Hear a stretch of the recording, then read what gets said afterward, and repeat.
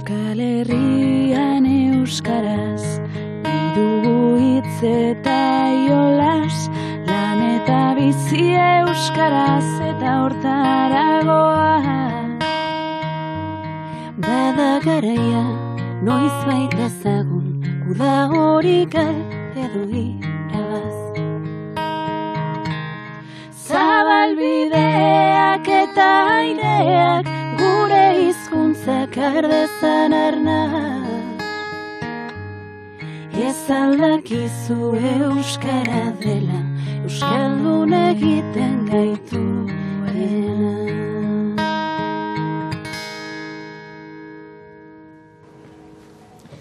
Egunon guztioi. Gaizkaran gure nauzue eta lehenik eta behin zuen artean banatu mesedez. Gaurko klasea Arantzazun emanen dugu. Ez pentsa otoitze egitera etorri garenik, Gaur gure hizkuntzari buruz jardun behar dugu.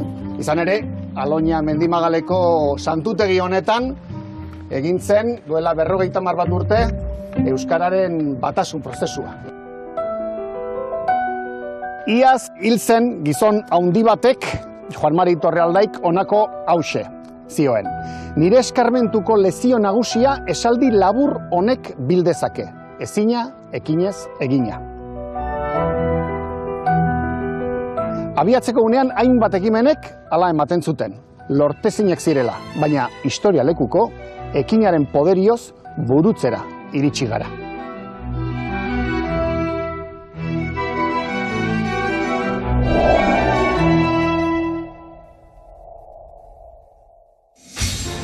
Kontuan izan beharko genuke, Euskal Herriko biztanle gehienek ezakitela euskara eta euskara ez dutela ulertzen. Neri askotan pasau izan xat, aurre iritzi xatik edo nire itxura fizikoatik, jentia zuzenian gerturatu eta gazteleraz mintzaketia minju iten dau.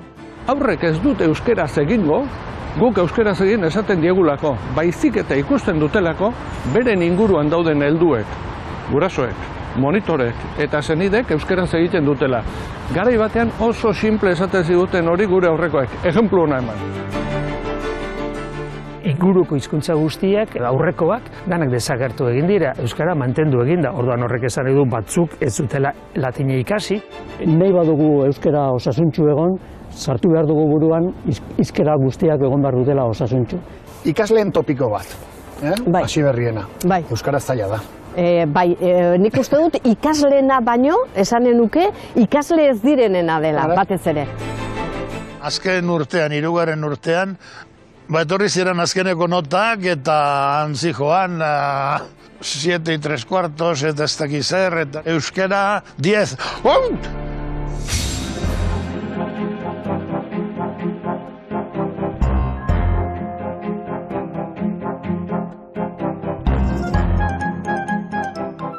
Eta orain eskatuko dizuet, lehen banatu dizuedan horri hori irakur dezazuela, mesedez. Bakoitzak irakur dezala.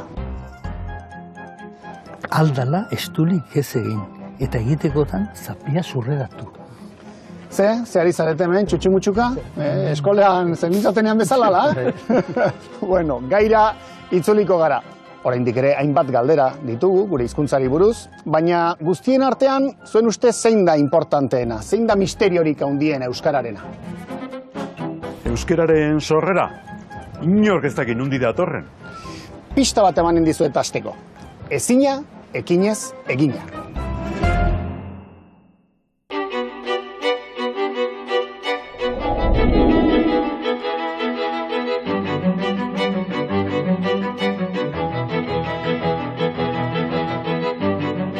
Oinarrizko galdera bat daukagu bidaia honen hasieratik.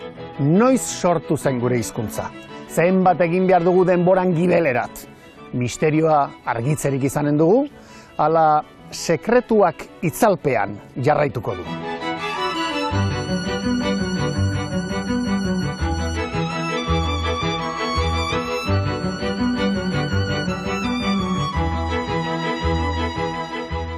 Joaquin Gorrotxategi, egin behar dizut sekula egin ez dizuten galdera bat, seguro. noizkoa da euskara? Bueno, galdera hori erantzutea, esango dugu oso zaila dela edo oso erreza. 9. mendean, hasten dira lehenengo toponimoak, 10. mendean, 11. mendean daude Don Emiliagako glosak, eta hortikan aurrera ja gauza nahiko ezaguna da. Frogak hor daudela. Bai, hori da euskara, guk ezagutzen dugun euskara. Baina zer dago lehenago? Hori da kontua. Errate baterako, Erromatar imperioa ona iristen denean, ze mitzo hemen? Justu gure partean, Euskal Herrian, Akitanean eta inguruko parteetan, ez dago testurik. Orduan, printzipioz, ez daukagu lekuko garbilik eta fidegarririk esateko zer egiten zen hor. Eta behin erromatarrak iritsi eta? Erromatar imperioa iritsi eta mende bakar batean lurralde osoa bereganatu zuen. Duela 21 mendeko Euskal Herria etzen oraingoa bezalakoa. Euskaraz hitz egiten zen esparrua zabalagoa zen. Erromatarrek haien hizkuntza ere ekarri zuten, latina, zibilizazio hizkuntza nagusia. Hasieran euskaldunentzat hizkuntza arrotza izanen zen, baina gerora behartuta ikasi eta hainbatek berea eginen zuten. Eta badakizu ezer, latinez edozer gauza idatz zitekeen. Karta xume edo epigrafe sinpleak, zein goren mailako idazki landuak. Testu inguru horretan, euskarazko lehenengo erreferentziak oso leku berezietan aurkituko ditugu. Adibidez? Adibidez, pertsona izenak. Bertako jendearen izenak. Eta hori noiz agertzen da eta non agertzen? Horiek agertzen dira latinez idatzitako hilarrietan eta jainkoei eskainitako aldareetan, ezta?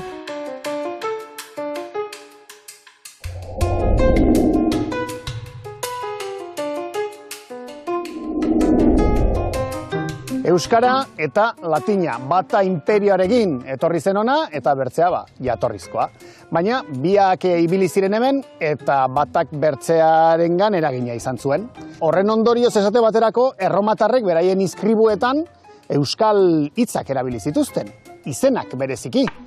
Neskato, Andere, Zezenko. Eta latinak noski euskarari maileguak eman zizkion. Eguneroko bizitzako hitzak, kupelari esate baterako latinez, kupela erraten zaio, eta gereziari zeresea.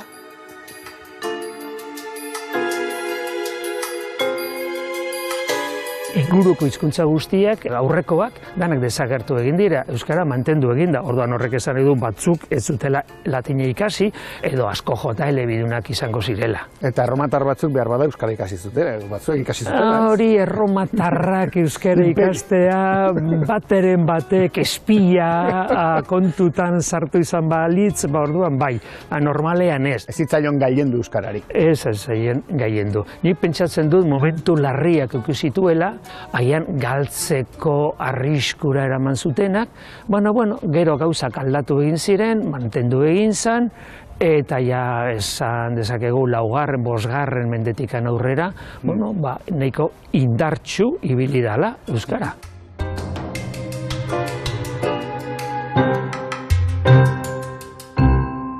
Guazen, aitzinago, eta modernitatean iaia sartzen gara ez, 16. mendean, hor agertzen hasten dira jadanik inprimatutako euskarazko hitzak. Kuriosoa da, kanpotarrek hasten direla kontu hauekin, euskarazko hitzen zerrendak ematen. Euskarazko lehenengo liburu inprimatua badakigu zein den.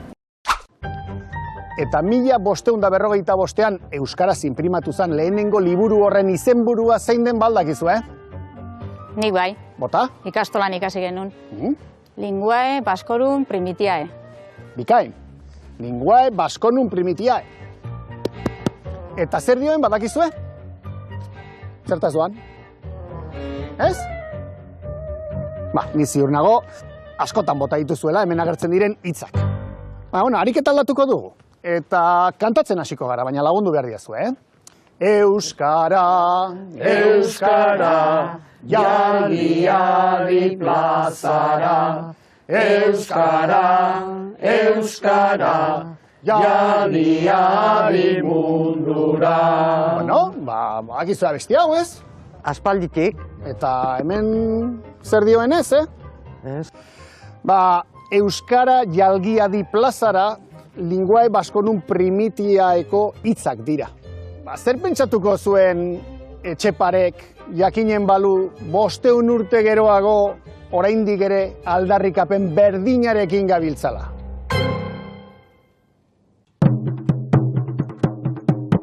Garaziko herria, Benedika dadia. Garaziko herria, Benedika dadia. Euskarari eman dio, behar duen tornuia. Euskarari eman dio, behar duen tornuia. Euskara, euskara, jalgiadi kanpora. Euskara, euskara, jalgiadi plazara.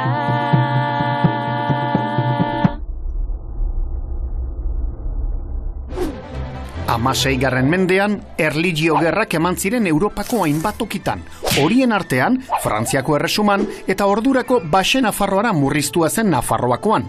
Bertan, ideia evangelisten mugimendua hasia zen eta mugimendu hark Eliza Katolikoaren zenbait kontu zalantzak jarri zituen.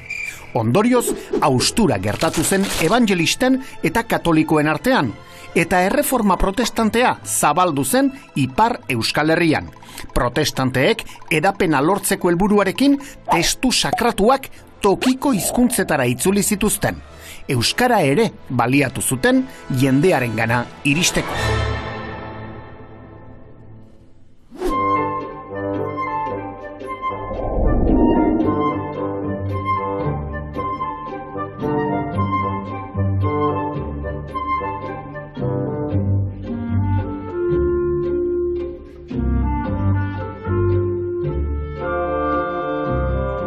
Protestanteak euskara erabiltzen hasi ziren beraien mugimendua edatzeko. Hori ikusita, katolikoek antzera egin zuten latina baztertu eta lekuan lekuko hizkuntzak erabiltzen hasi. Gatazka erligioso honen baitan, gezurra badirudi ere, zein atera zen irabazle? Euskara.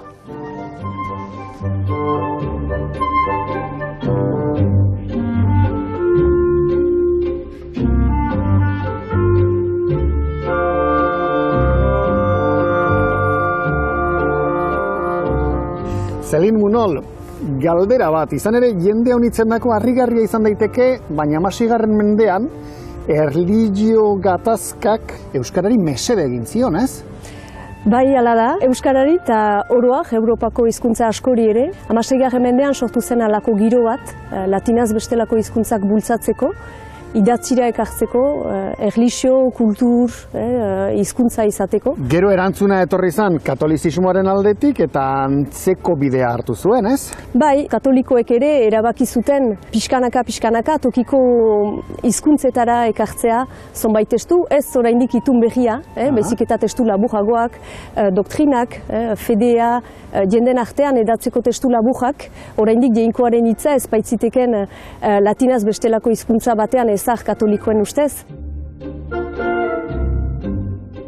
Badukazu hemen aletxo bat, ez? Bai, ekarri dut ale bat, nahi baduzu irakurri edo? Bai, titulua Balea hil ondoko eskerrak. Horrelako leku batean, jauna dituzula esker eta laudorioa, milion eta milion baino gehiagoak, zeren egin darokuzun liberalki grazia, irekitzeko handien arrainari bizia. Zelin, testu hau nola ulertu behar dugu? Ze testu inguruan? Balea arrantzatzen duten jendentzako otoitzak dira soragarriak. Argi dago, oraindik ere arraina zelakoan zeudela, ez? Balea arraina zelakoan.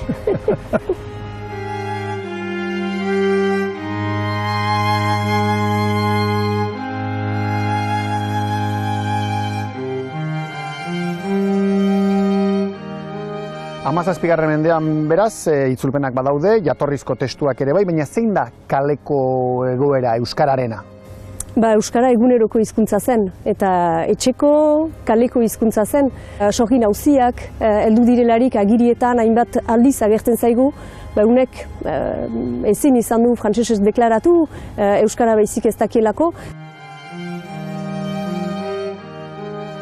Eta nola bukatuko dau, nola behititzen da euskararen erabilpena eta ezagutza Ipar Euskal Herrian bereziki? 18. mendean frantsesa sartu zen, pixkanaka, eta gero kolpe handia etorri zen irautzarekin, frantses irautzarekin. Eta frantses irautzan orduan politikoki, erabaki politikoak hartzen dira, frantsesaz bestelako hizkuntzak suntsitzeko eta baztertzeko.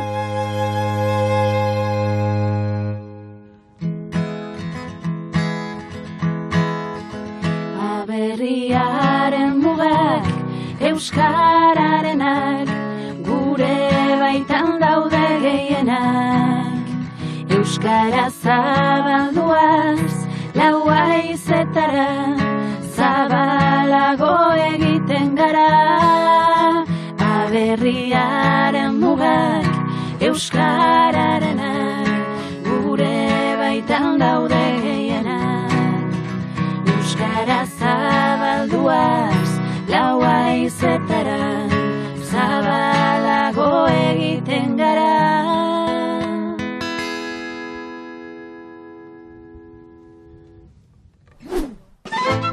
Hemezortzigarren mende hasieran Borboiek hartu zuten Espainiako erresumaren agintea. Bere meneko eskualdeen arteko aldeak berdintzen ahalegindu ziren. Hizkuntzan ere islatu zen joera hori. Gaztelaniaz bertzeko hizkuntzak debekatu eta horixe gaztelania ezarri zuten erresumako hizkuntza bakar gisa. Administrazioan, irakaskuntzan debekatu egin zuten gaztelaniaz bertzeko hizkuntzak erabiltzea.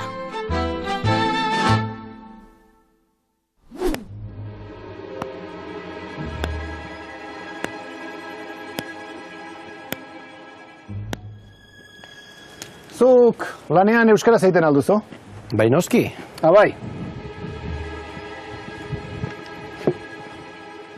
Tori, hemen idatzi behar duzu, no hablaré en basco. Edo frantsesez, je parlerai pas en basque. 200 aldiz.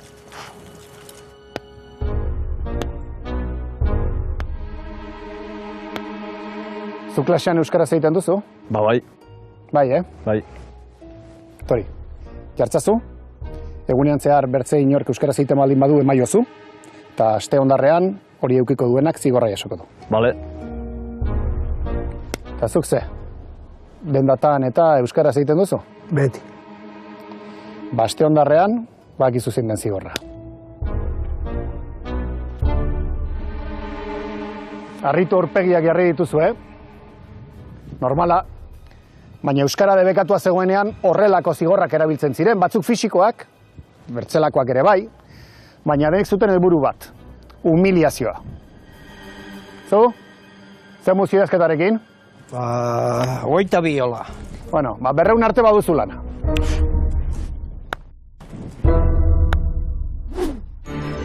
Hemeretzigarren mendeko gerra karlisten ondotik, karlisten alde egin zutenak zigortuak izan ziren, eta foruak desagertu ziren. Ondorengo urteak gogorrak izan ziren. Egoerari aurre egiteko lehenengo alderdi politiko abertzalea sortu zen 1894an, Eusko Alderdi Jeltzalea. Ez esparru horretan bakarrik, hizkuntzan eta euskal kulturaren arlo guztietan gertatu zen iratzartze bat. Bilbon nabarmena izan zen iratzartze hori, baina Hego Euskal Herriko bertze 3 hiriburuetan ere agerikoa izan zen. Adierazgarria da hirietan sortu zela. Horrek ekarri zuen euskararen susperraldia.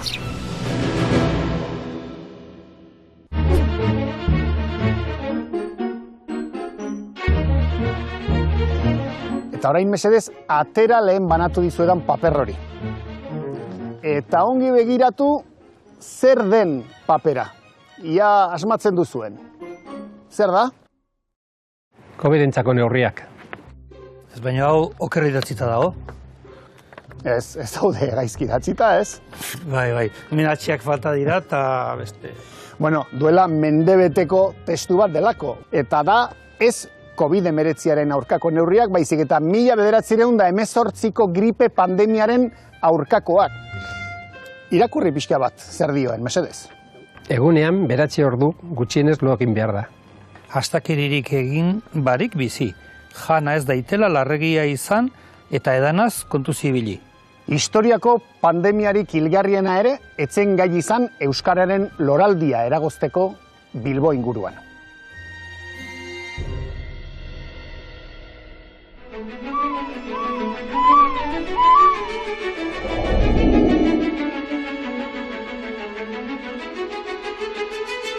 Susperraldia hirietan abiatu zen, euskararen aldeko sugarra piztu zen. Baina zein eremutan nabaritu zen? Eta zer nolako aldaketak eragin zituen? Eta are gehiago, nork bultzatu zituen?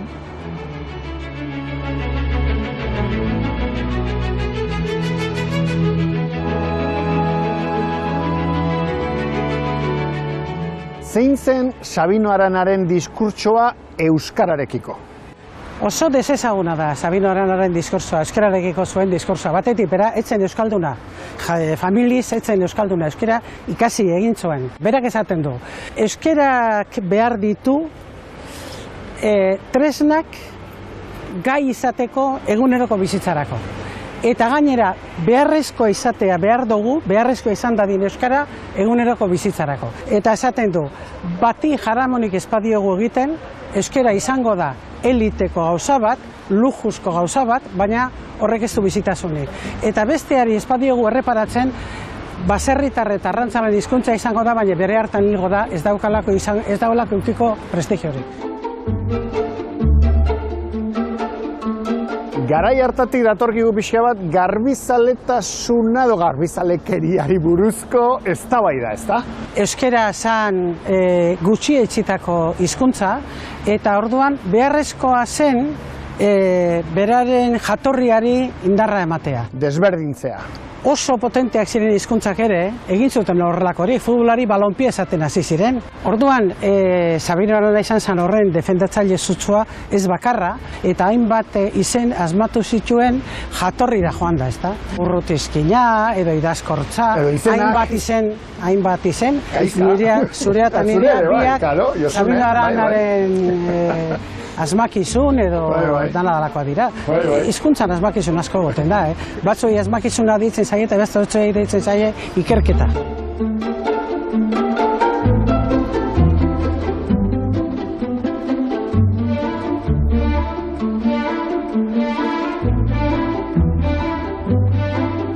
Bertze pertsonaia bat garai hartan eta zimarratu beharrekoa, Azkue. Euskaltzaindiko lehen presidentea bebera izan zen, 1918an, eta hil arte, leketxar unibertsal hori ze, erbestean asko ibilitako intelektuala zen Azkue. Bilbon gaude eta aipatu beharrean gaude. Susperraldi guzti hori ere hirietan eman zen, ez? Eta Bilbo inguruan bereziki. Ondo aztertuta ikusten dena da abertzaletasun fenomeno urbano bat izan zela. Eta da.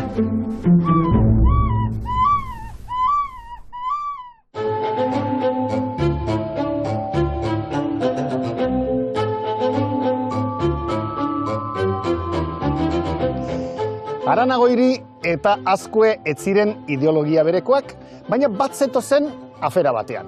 Euskarak ortografia bateratua behar zuela. Eta Arantzazun gaudenez, pentsatzen dugu hemen badela norbait ortografian ere lagun diezagukena. Pello Zabala. Pello!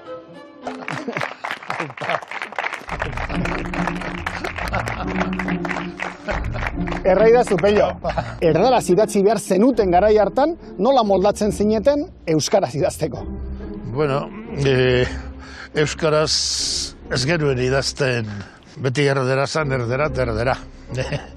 Eta Arantzazura iritsi ginenean eta hemen hasi euskararekin, aita Carmelo Iturriak eman zigun, lehenengo lantxoa.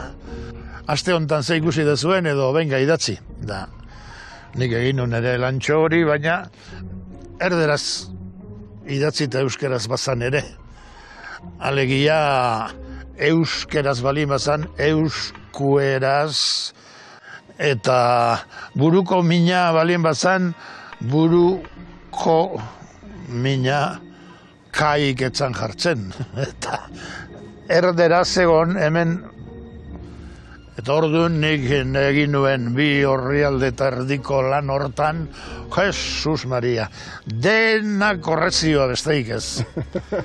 Eta iturriak oso ondo jarri zizkidan, 3 notatxo. Eta bala, bueno, ondo dau. Bigarren etorri zan, egin nuen ere lantxo hori, eta 2 faltatxo bakarrik. Eta esan nuen, nek zehozar ikasi dut behintzat. Eta zorionak ematen zizkidan, aurreko lanetik horrea, hau euskeraz dago behintzat. Esan ez da, bale.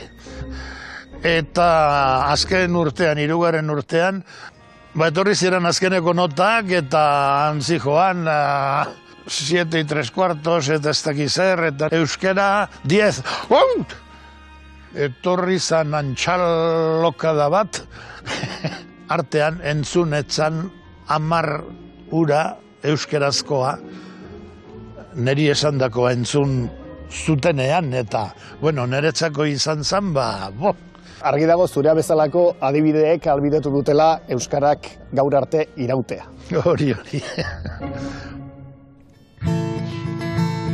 Aitorren hizkuntzarra nahi dugu zabaldu munduaren aurrean gizonkia azaldu baldin gure zainetan odolik badegu euskaldunok euskaraz hitz egin behar dugu. Euskaldunok euskaraz hitz egin behar dugu.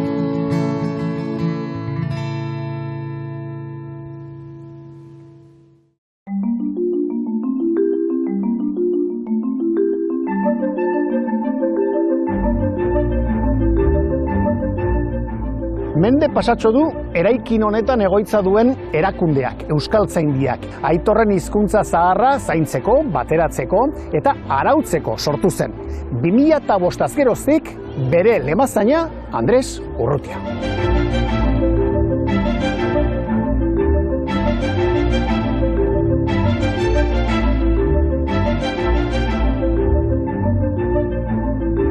Goazen hasieretara, abia puntura. Noiz eta zer dela eta abiatzen da euskara zaintzeko erakunde bat? Oso argi, 1918, 1919, hor izan zen sekulako leherketa, hor jende bat konturatu zen. Etzela aski ohiko unibertsitate, ohiko zirkuito akademikoak ez zirela aski. Eta zerbait antolatu behar zegoela. Baina, denbora pixkat behar izan zuten, ez, ados jartzeko? Bai, nik ez dakit, nik gainera ni ez nago seguru behin ere ados osorik egon ziren, ez dut uste. Gero, etorriko zen, lako sakan bat, ez? 1926ko gerrarekin, zer suposatzen zuen? Birrintzea. Ego Euskal Herrian, frankismoak berriro ere zigortuko zuen euskaraz aritzea. 1927ko maiatzaren 29an, Donostian, ondorengoa agindu zuten. Gaztelania ez den bertze hizkuntza edo dialektotan hitz egiteko debekua urratzen duen orori salaketa jarriko zaio. Euskaraz hitz egitea nahikoa arrazoi zen isun bat jasotzeko edo kartzelan sartzeko. Horrek ondorioak izan zituen hizkuntzan noski, euskara galtzorian zegoen.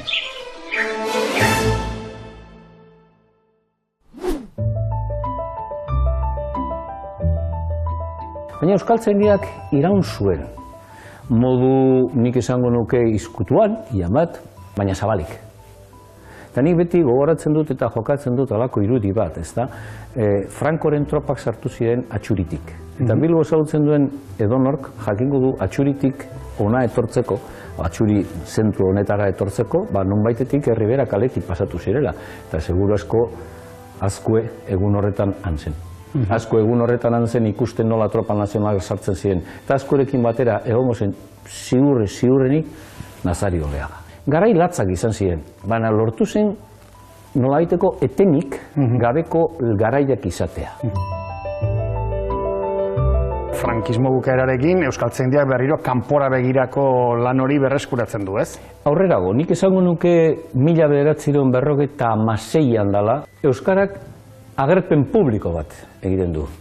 Eta hor, euskaltzaindia da bitartekaria. Hor hasten dira pixka bat egosten, indarra trinkotzen hasten dira, eta gero horren leherketa dator 1978.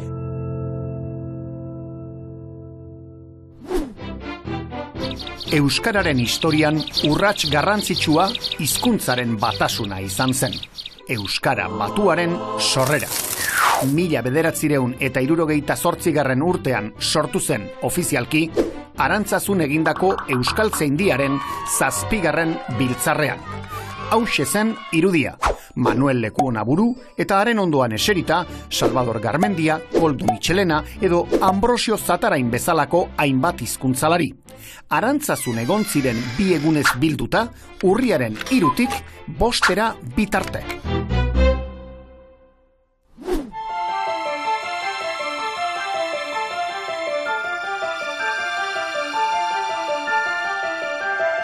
Euskara batuaren sortze datatzat ardezakegu 1978ko urriaren 5. Biziraupenetik bizitzera ezinbertzean eman beharreko urratsa izan zen ura euskararentzat. Garai konplikatuak ziren eta erabaki argia hartu zuten. Euskaldunok gure artean aixiago uler genezan euskara batua sortu.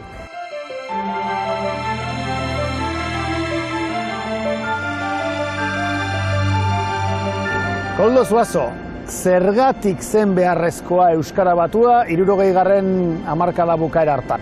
Bueno, hizkuntza erakusteko behar ziren arau batzuk, behar zen euskara orokorrago bat, desetxekoa, eta azken batean ikastolatako eskolagoiek izan ziren eragile nagusiak.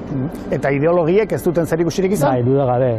Momentu horretan agertu zen abertzaletasun berri bat edo, eta horrek 7 herrialdeen batasuna aldarrikatzen zuen, eta 7 herrialde horietarako hizkuntza bakarra, ez? Bueno, ez zera aipatu duzu aldekoen arrazoietako batzuk aipatu dituzu, kontrakoen arrazoiak zeintzu ziren? Kontrakoen artean ere badia 3 multzo nagusi, bata Eliza, gero bazegoen ere ideologia bat, eta gauza da Aranagoirik esaten zuen herrialde bakoitzak bere nortasunari eutsi behar ziola, eta hizkuntza ere nortasun horren parte zen. Eta gero badago 3. jende multzo bat, euskeraz mintzatzen zena, baina idazteko eta frantsesera edo gaztelania gotzen zutenak. Eta horiek ere zuten beharrezkoa ikusten euskara baturik.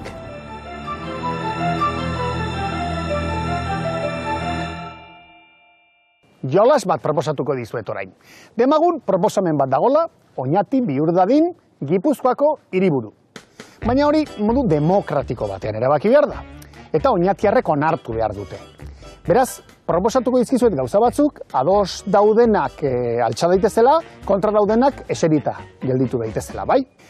Oñati Gipuzkoako hiriburu bilakatzeko, arrazoi nagusienetako bat da, Gipuzkoako euskararik politena duela. Bigarrenik, autobide bat iritsiko da Oñatira. Eta 3. ezinbertzekoa izanen da, oñatiar guztiak etor daitezela astean behintzat Arantzazura otoitz egitera. Bueno, badirudi ez duzula adostasun nahikoa lortu Donostiari hiriburutza kentzeko, hori erran behar dizuet. Horrela gertatzen da proposamen berri ororekin eta halaxe gertatu zen ere euskara batuaren sorrerarekin.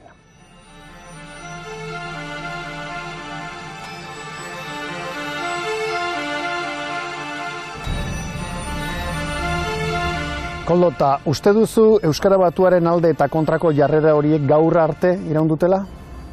Nik esango nuke ez asko apaldu dela, ez? Batez ere ikusi denean behar izana zegoela. Gaur egun irakaskuntzan dabiltzanak, edo administrazioan, edo itzultzaile dianak, edo nik uste denok onartzen dugula. Euskeraz idazten dugunak, euskeratik bizi garenok, bai. Bertzalde batetik, zuk ekarpen importantea egin diozu hain zuzen ere euskarari, Bonapartek egin zuen euskalkien mapa hori gaurkotu berrikusiz, ezta? Eta gainera ekarri dituzu, ezta? Bai, hau da Bonaparteren berzino labur bat. Hau da nik prestatu dudana, 21. mende honen hasieran, eta ikusten da zenbait aldaketa badira. Mendebalekoa berdin gelditzen da, Zuberakoa ere berdin gelditzen da, eta aldaketa batzuk hemen gertatu dira.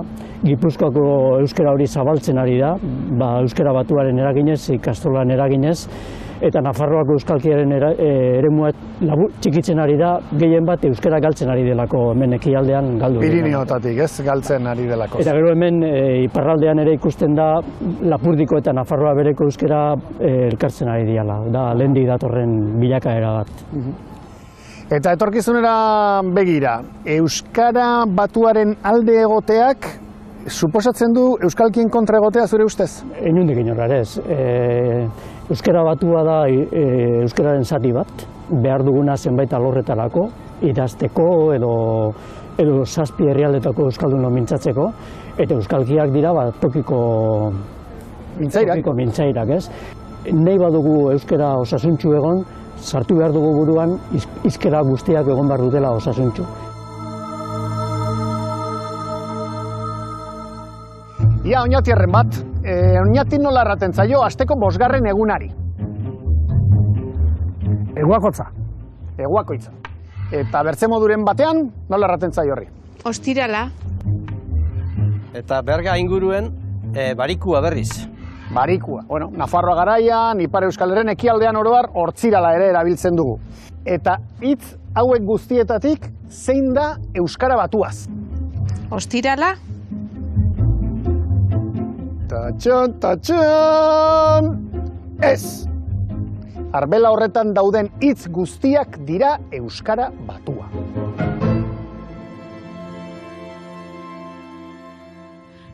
Betiko, behin betiko, simple bezain tinko, ez dugu etxiko. Behin betiko, simple bezain tinko, euskaraz dakitxo.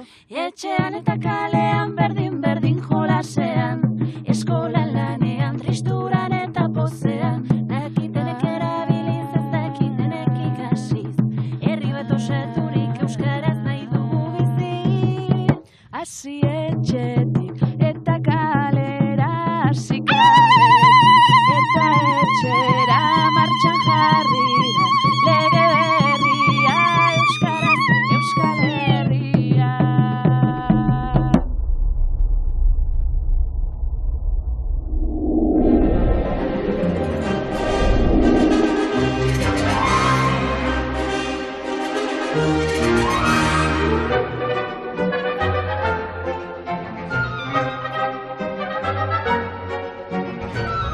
Hizkuntza bat ez da galtzen ez dakitenek ikasten ez dutelako, dakitenek erabiltzen ez dutelako baizik. Baina bada jendea, euskara jakiteaz eta erabiltzeaz gain, bizitza eman duena bertzei irakasten.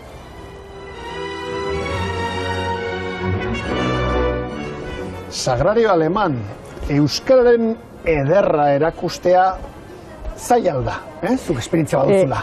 Ez dakit, zaila eta erraza esanen nuke, niretzat euskararen edertasuna ja nire hizkuntza denez, gure hizkuntza denez, eta hori bizitu dudanez txikitatik, ja ederra zait. Eta nik uste dut norberaren edo irakaslearen maitasun hori transmititzen dugula eskoletan. Sagrario, noiz hasi zinen zu helduen euskalduntze horretan? Esain nuke 72an edo izan zela, ziur ez nago, baina hor garai sortan behintzat. Iruñeko toki askotan ematen genituen garai hortan eskolak egia esan. Gaztediak ikaragarrizko indarra zuen Iruñan, gazte asko animatu zen euskara ikastera. Ikasteko grina omen zegoen sektore batean, kaleko egoera oso desberdina, ez? Bai. Hemen euskara zentzuten zen batez ere larun batetan. Herrietako jendea etortzen zen ona, erosketak egitera, merkatura joaten zen jende asko. Ikasleen topiko bat, hasi berriena, euskara zaila da. Nik uste dut ikasleena baino, esanen nuke, ikasle ez direnena dela, batez ere. Hau da, kanpoan entzuten dena eta askotan komunikabideetan transmititzen dena askotan hori da, euskara oso zaila da. Eta etortzen dire, egia da, ikasle batzuk etortzen direla hori pentsatuz, eta ni ez dakit, ona izanean naizen honetarako, kostatzen zein eri hizkuntzak ikastea. Helduen euskalduntzearekin batera paraleloan ikastolak zeuden? Bai. Elkarrera ginean nolabait? Bai, haundie, hasiera hartan, hasierakoa haundie izan zen, hain zuzen ere zenbait bultzatzaile edo hor laguntzen aritu zena eta ikasle ere etorri zirena batzuk gurasoak ziren, aurren gurasoak eta irakasleak ere batzuk ikastolan eta euskaltegien edo gau eskolatan aritzen ziren, beraz lotura handia zegoen eta beharko luke izan orain ere handisagoa. Ziur ezagutzen duzuela, lantegitik atera eta korrika batean euskaltegira doan pertsona horietako bat. Ni gogoan dut, adibidez Legazpin, orduan gaztea ginen noski, eta batzu joaten ginen klaseak alfabetatzera, eta handik 2 urtetara edo, hasi behar izan gendun klaseak ematen. Gogo handia zegoen, eta orduan batzuk klasetara, beste batzuk klasek ematera. Eguerdin, gauez, alzan bezala. Gehienok ginen beste lantoki batetik etorri eta han lanen ibiltzen ginenak. Hori dana musutruk izaten zen, baina giro aparta zan, lagunak ezin hobeak ziren eta oso gustora ibili ginen. Garai oso politak izan ziren.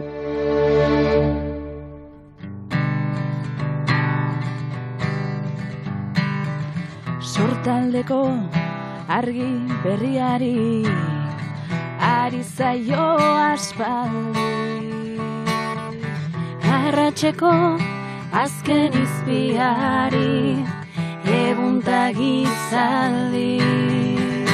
Lau haizetara egan, bera dabil airean, ahotan belarritan, sue pelean, kalearen bizia, herri honen irria, euskararen txantxangorria.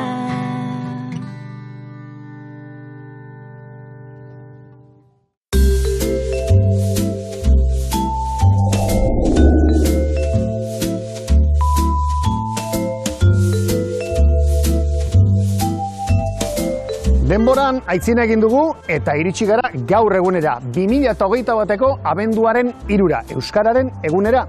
Eta entzundako guztiak entzunda, gogora datorkit Ruper Ordorikak bere garaian errandakoa, ze nekeza den euskaldun izatea, eta egia da, nekeza da, baina euskaldunok hemen segitzen dugu, euskarak bizirik segitzen du.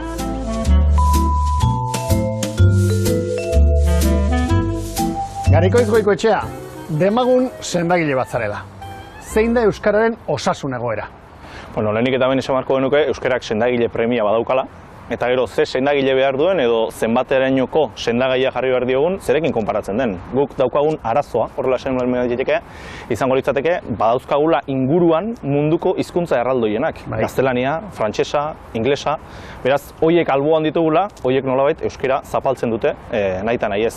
Aldiz, hartuko bagenitu, euskararen antzeko beste hizkuntza gutxiagotu minorizatu batzuk, eta hoien ligan euskara badago goiko postuetan. Bueno, testu inguru horretan, zeintzu lirateke arazoak, ahulguneak euskararenak? Lehenengo alguna aipatu beharko genuke ezagutzan daukagula. Kontuan izan beharko genuke Euskal Herriko biztanle gehienek ezagitela euskara eta euskara ez dutela ulertzen. Badakigu urtero milaka ume euskalduntzen ditugula, baina oraindik ere Euskal Herriko herritar gehienak erdaldunak dira. Eta bertze ikuspegitik, zeintzu lirateke indarguneak? Indargunen artean hezkuntza bera aipatu beharko genuke. Munduan alde horretatik pauso handienak ematen ari garen hizkuntzetako bat izango gara, milaka ume ari garelako euskalduntzen, eta horrekin batera adibidea jarri ditzakegu esate baterako interneten nolako bidea egiten ari garen, Wikipediaren adibidea askotan aipatu izan dugu, beraz hor bide berriak urratzen ere ari gara. Wikipedia aipatu duzu, zergatik da indargune bat Wikipedia? Wikipedian hizkuntzak mailaz maila jarriko bagenitu dauzkaten artikulu kopuruetan oinarrituta ikusiko genuke euskara estatu hizkuntza batzuen gainetik ere badagoela. Horrek esan nahi du, milaka voluntariok egunero lan handia egiten dutela euskarazko Wikipedia elikatzen. Eta datua momentu honetan zeintzu lirateke euskararen datuak? Azken datuak 2016koak dira, eta hor gutxi asko Euskal Herria osorik hartuko bagenu, biztanleen 4 bat pasatxo lirateke euskaldunak. Euskaldunak euskaraz hitz egiteko adineko gaitasuna badaukatenak. Zeren inkestak eta errealitateak erakusten digute ezagutza gauza bat dela eta erabilera beste gauza bat dela. Erabileran Euskal Herria osorik hartuko bagenu, inkestaren arabera 15 bueltan edukiko genuke erabilera, eta erabileraren kasuan badakizue beste azterketa bat ere egiten dela, inkesta egiten den urte berberetan, kaleko erabileraren neurketa. Kasu horretan ez da inkesta bat, jendeari ez zaio galdetzen, zu kalean ze hizkuntzatan hitz egiten duzu, baizik eta kalera irten eta behatu egiten da. Jendeak ze hizkuntzatan hitz egiten duen kalean. Eta horre esaten diguna da 12, 13 bueltan gabiltzala Euskal Herrian. Euskararen kale erabilera txikia da oraindik. Pentsa, Donostia da Euskal Hiriburuen artean kalean euskara gehien entzuten den hiria. Eta hala ere, 10 herritarretik 2 bakarrik erabiltzen dute kalean. Gainontzeko hiriburuetan gutxiago. Baionan erraterako 100 herritarretik 2 bakarrik erabiltzen dute. Hau da, gaztelania edo espainera bezain bertze. Lurraldekako datuak nola lirateke? Herrialdez herrialde. Araban, euskaldunen portzentaje oraindik minoritarioa da, baina gazteen belaunaldian ikusten da nolako aurrera pauso datorren ezagutzari dagokionez. Bizkaiko inguru batzuetan ere antzekoa esan daiteke, besterik da horrek erabilerara pausoa emateko oraindik ze zailtasun dituen.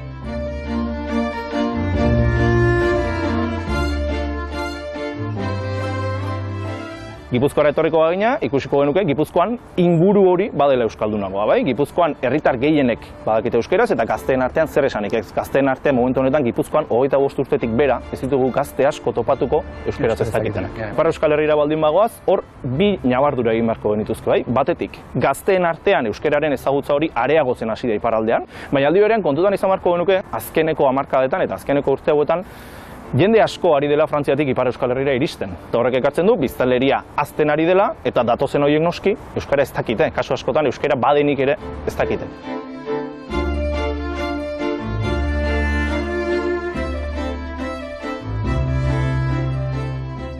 Guazen hego ekialdera? Nafarroa joango baina, Nafarroan ikusiko genuke, Nafarroan bertan badirela joera desberdinak. Euskal Herrian gertatzen diren joera horiek, Nafarroa barruan ikusten ditugu gertatzen direla. Bai? Nafarroa iparraldean, udalerri euskaldunak dauden eremu horretan ikusten ari gara atzerakada batzuk badaudela.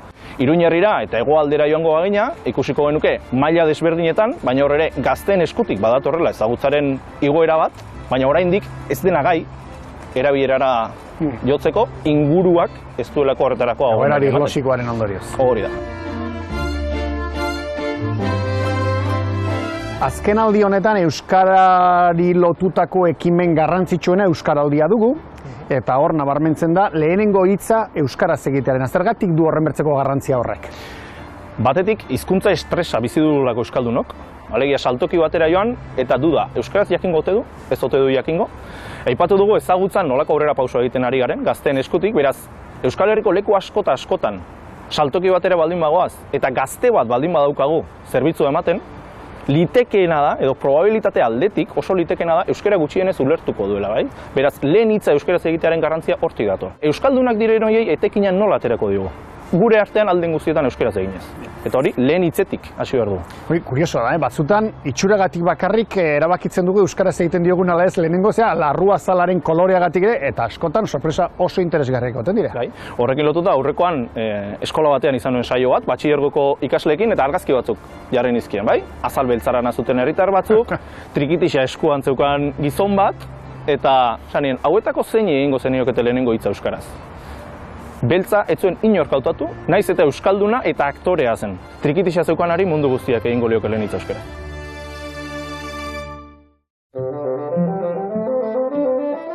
Nik aski hitz egin dut, orain zuen iritziak nahi ditut. Bueno, nire kasuan, niri askotan pasau izan xat aurre iritzi xatik edo nire itxura fizikoatik jentia zuzenean gerturatu eta gazteleraz mintzaketia edo eta baina euskeraz berba iken azitxakuan esatia zelako ondo moldaketan zaren euskeraz ez. Eta zuri ze aldarte gelditzen zaizu gaztelaniaz egiten dizutenean? Askotan ezin egona ez. Azken finean ni txikiatik euskeraz bizi izan naiz, euskera maite dut eta euskerian ere ama hizkuntza da. Orduan, sentikia askotan jentian dako arrotz moguan sentiken haueia euskarakiko minju iten dau. Baina, bueno, hortxe jarraiketan du eta nik hortxe jarraiketa eta euskeria nire egunerokoan berba iten eta aldarrikaketan euskeraz bizi naizela eta euskeria be nire parte dala. Gau eta egun euskaraz bizi nahi dut, eta gauza bera egin dezakezu zu.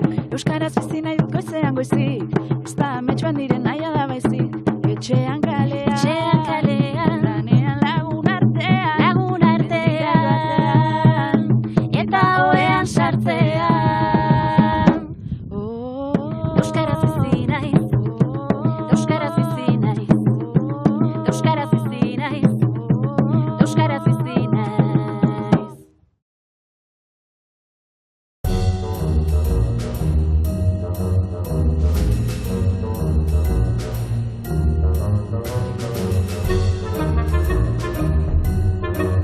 Jarraian datorkigun lagunak duela aste batzuk anekdota esanguratsu bat kontatu zuen. Haur batzuk omen zeuden kalean, beraien artean gazteleraz, espainieraz ari ziren, eta baten batek errantzien, euskaraz egizue, eta bakizue zer erantzun zuten aurrek? Gurasoetan ari gara jolasean.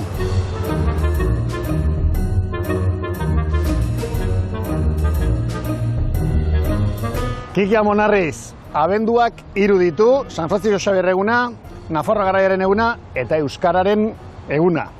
Zergatik behar du Euskarak egun bat? Bueno, egoera aulean dagoelako eta bisibilizatzeko, agendaren erdigunera eramateko ongi etortzen direlako egun horiek, ez? Eta noiz sortu zen egun hau egiteko behar hori, zer dela eta?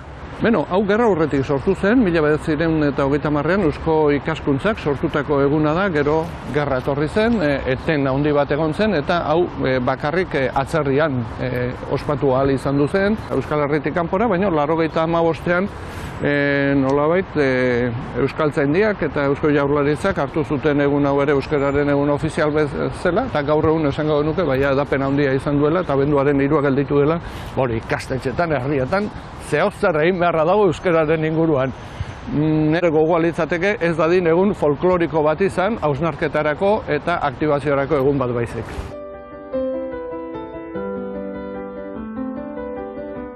Gaur egunera etorriz, nola ikusten duzu euskararen egoera? Txuri-beltzean, koloretan? Nik koloretan ikusten dut. Eta koloretan ikusten dut sekulako poza ematen direlako ikustea zenbateko egitasmo, zenbateko ekimen, zenbateko gogo, zenbateko ilusio, zenbateko aktibazioa daukagun herri honetan. Ez ginen ontara iritsiko hori izan ez bagendu. Eta hori kolore askoko ilusioa da.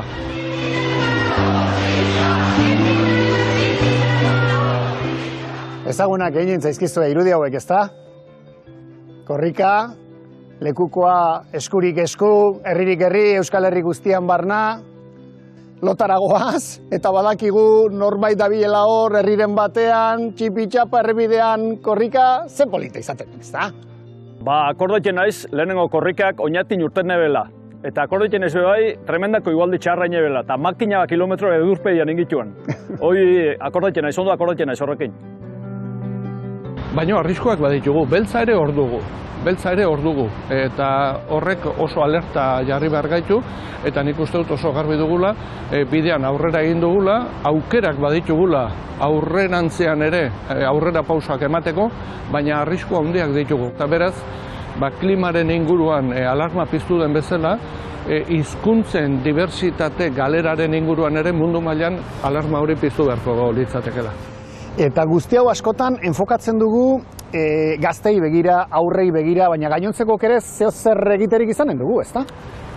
Horrela enfokatzen dugu gu ja zaharrak garelako, hori biztan da, ez? Gaur egun aurrek eta gazteek, helduok eta zaharrok baina euskara gehiago dakitela eta gehiago egiten dutela, hori ezin dugu sekula asko.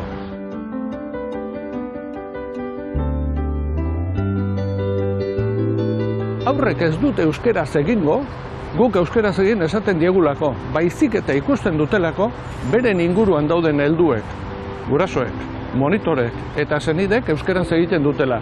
Garai batean oso simple esaten ziguten hori gure aurrekoek, ejemplu hona eman. Etorkizunera begira, zein da erronka nagusi euskararentzat? Nik uste dut hor bi ardatz ditugula mantendu beharrekoak ezinbestean. Batetik, herritarren atxikimendua, herritarren bultzada hori gabe beste guztia alperri da. Baina beste guztian, nabarmendu behar dugu, botere publikoek, administrazioek egin beharrekoa. Hor politika publiko sendoak behar ditu hizkuntza biziberritze prozesuak. Eta etorkizun horretan noski, lortu beharko genukena da, ezagutzaren gutxienez ulermen mailan universalizazioa, Euskal Herriko herritar guztiek gutxienez ulertzea eta hitz egiteko gai izatea, eta horrek beste estadio batean jarriko gintuzke, eta gero herritarron hizkuntza eskubideak betetzea. Hori zertarako? Euskara gozo, eroso eta lasai erabili ahal izateko bizitza sozialaren ahalik eta esparru gehienetan.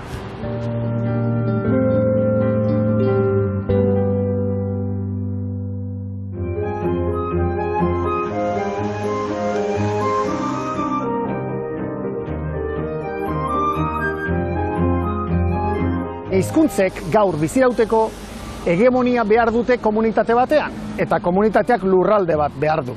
Eta Euskal Herria espaldin bada, hain zuzen ere, Euskararen komunitatea eta lurraldea zein izanen da? Hala ere kasu, hegemonia benetan beharrezkoa da gaur egun, hemen, pantailetan.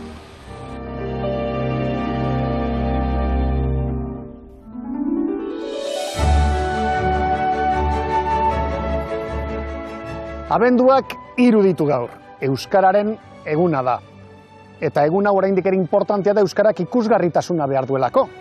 Eskerrik asko gaur hona etortzeagatik, eta, lehen galdegin dizuet, zein ote zan zuentzat Euskararen misteriorik handiena. Koldo Mitxelenaren esaldi batekin bukatu nahiko nuke. Euskararen historiaren misteriorik handiena ez da bere jatorria, bere iraupena baizik.